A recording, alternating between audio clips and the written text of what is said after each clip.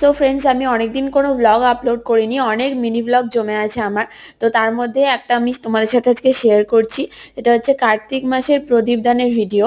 কার্তিক মাসে প্রতি মন্দিরে ঘুরে ঘুরে আমি প্রদীপ প্রজ্বলন করি। প্রদীপ দান যেটাকে বলে, কার্তিক মাসের দীপদান খুব শুভ বলে মনে করা হয়। তো আমি সেই দীপদান করতে গিয়েছিলাম আমাদের বাড়ির কাছে একটা হনুমান মন্দিরে।